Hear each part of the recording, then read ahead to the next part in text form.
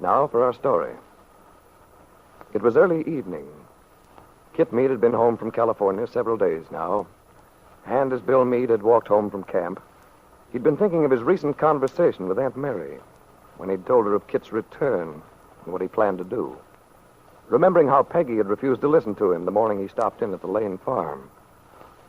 As he comes in sight of Bungalow B of the auto court, Bill is surprised to see a light in the window.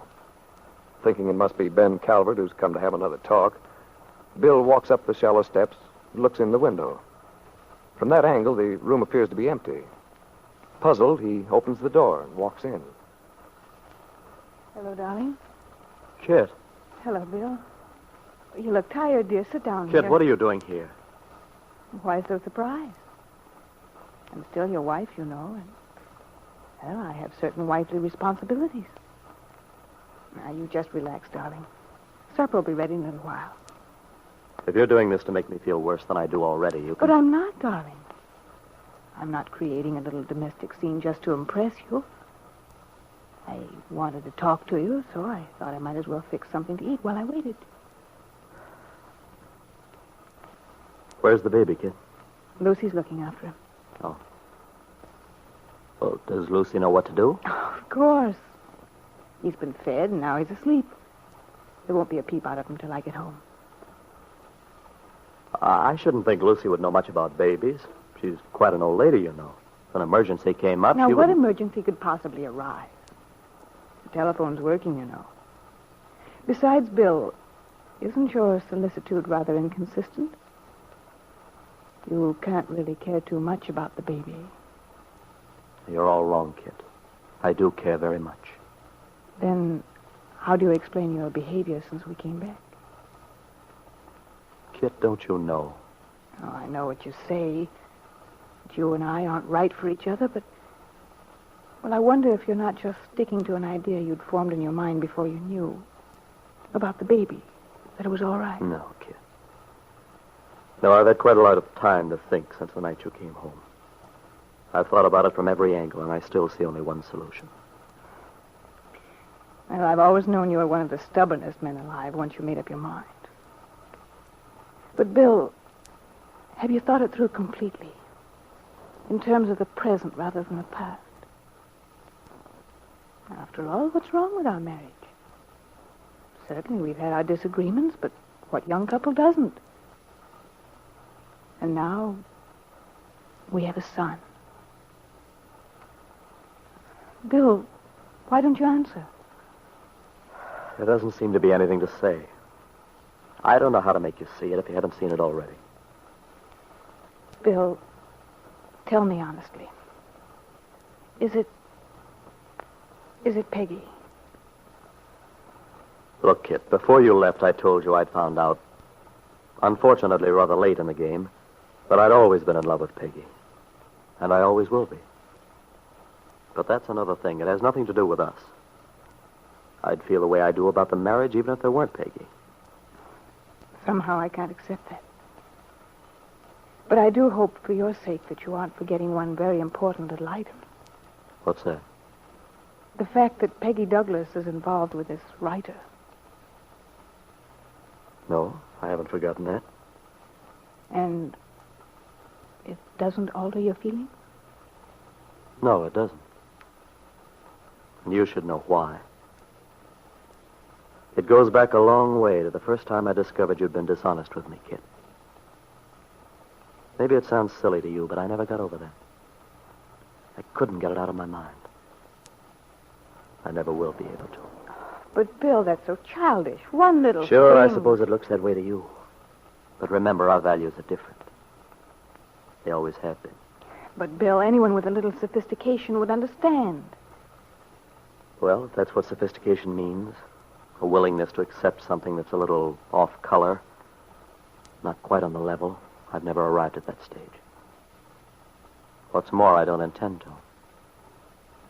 I'm just a country boy. Oh, Bill. Well, maybe it does sound funny. All I know is that when I met you, I wasn't prepared for the sort of person you are. I'd grown up in a very ordinary, simple life.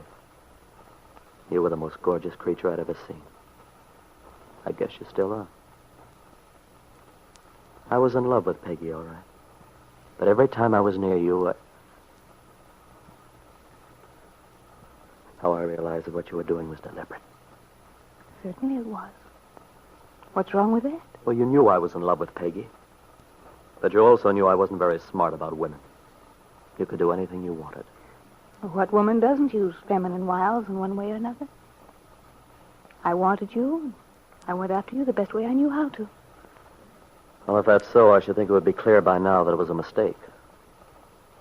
Oh, I'll admit that if I'd been more worldly wise, I could have prevented the whole thing. I would have known enough to distinguish between the feeling I had when I was near you and the feeling I had for Peggy. But, unfortunately, I was just dumb. I had no basis for comparison. I hope you're not implying that if you hadn't been dumb, as you so elegantly put it, you wouldn't have married me. Well, that's not so far off. It's rather futile to go on digging around in the past, but if you're determined to, I have a few things to say. Okay. In the first place, surely you're not going to deny that I did make you happy. At least for a while. I hope you're not forgetting all those months when I went through the bungalow apron routine in this very place. Keeping house for you, doing the marketing, in fact, being the typical little housewife. Little hot dinners and carpet slippers included. Yes, but you were just giving the picture of the typical wife. As you said yourself, it was a routine you went through. I think you're being very unfair. The fact is, I did it. What my feelings in the matter happen to be hasn't much to do with it. No, Kitt. No, you're wrong. Just going through the motions of a thing doesn't make it real. This is really quite a situation. Well, I guess the joke's on me. If you only knew it, Bill. Those months I spent here were the only ones in my whole life when I was honestly trying to think of someone else. To make someone else happy. I'm sorry about that, Kitt. I think you were trying in your way. That's what makes us all so painful. But people can't change their feelings. No, they can't. And you see, I'd never be able to trust you, to believe in you. Oh, but that's not all there is to it. The main thing is that the sort of love we should have had, the sort of love a marriage should be based on, just never existed.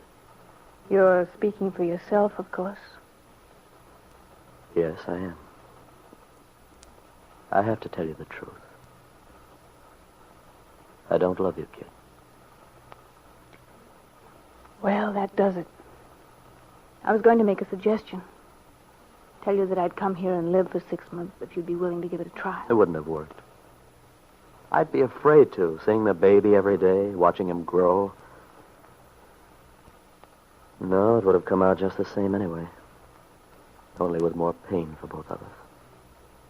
I suppose you regard the present situation as a beautiful experience. Oh, it's awful. I feel that as much as you do, Kitt.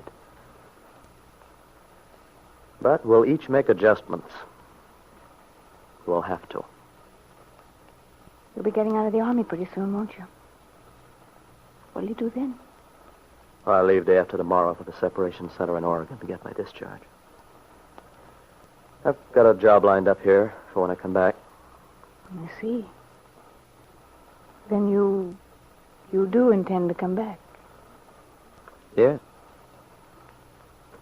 You know, Bill, you just told me you don't love me.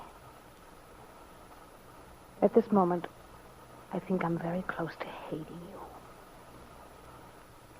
When I think of how I struggled to preserve this thing, trying to fit myself into your cramped little life, worrying about the baby, hoping and praying it would be a child you could be proud of.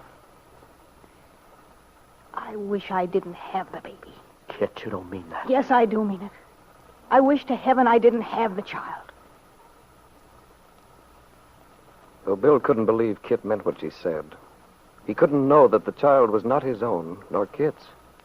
That she'd plotted to take Lisa Fenner's child for one purpose only, as a last hope of saving their marriage. Though there seemed to be no hope, Kitt had felt a secret relief when Bill told her he intended returning to Wakefield as a civilian. Perhaps she could think of something. Perhaps she could still win After all,